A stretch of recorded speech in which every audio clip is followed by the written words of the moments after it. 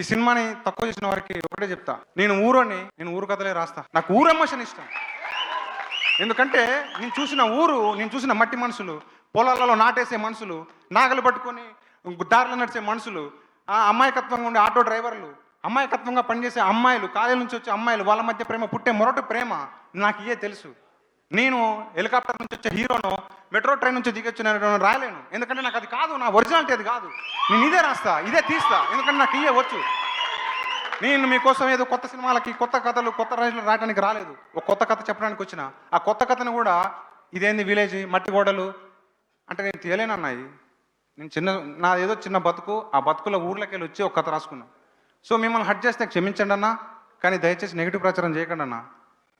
ఒక 15 ఏళ్ళు నరకం చూపించిన ఒక కథని, ఒక మనుషుల్ని అంటే అట్లా చేసిన ఒక మనుషుల్ని నేనేదో బయటకు తీసుకొచ్చి వాళ్ళ కథ చెప్దాం అనుకుంటే, అంటే ఓకే అన్న నీకు నచ్చలేదు, ఓకే చలో లైట్ తీసుకో, కానీ ప్రచారం చేయకండి అన్న. చిన్న సినిమా కానీ ఏదో ఒక పెద్ద ఎమోషన్ చెప్దాం అనుకున్నాను. సారీ అన్న, మీరు అంటే మిమ్మల్ని హట్ చేస్తే ఈ సినిమా మిమ్మల్ని హట్ చేసి క్షమించండి, కానీ దయచేసి నెగిటివ్ టాక్ దేకండి అన్న. సినిమా మిమ్మల్ని 21వ తారీఖు కనుక మీరు కనుక నెగిటివ్ టాక్ అనేది వస్తే అమీర్పేట సెంటర్ ఉందిగా, కడ్రార మీద దొరుకుతా. సో ఇంత కాన్ఫిడెంట్గా చెప్తున్నా అంటే అర్థం చేసుకోండి దయచేసి. మీది ఊరోళ్ళు అయితే మీరు ఆ ఊర్లోకి వెళ్తారు. అరే నేను ఏమంటారు సంక్రాంతికో దసరాకో పోయినట్టు మీకు ఆ ఊర్లో ఉంటారు. అది గుర్తుపెట్టుకో. ఊర్లో పోయి అరే ఇది నా మావోడు, అరే ఇది నా పిల్ల, ఇది మా ఊళ్ళు రా, వీళ్ళు మా ఫ్రెండ్స్ అని అంత మీకు తీసుకెళ్తుంది ఆ ఊరు. అంత ఎమోషన్ ఉంటుంది ఆ ఊరు.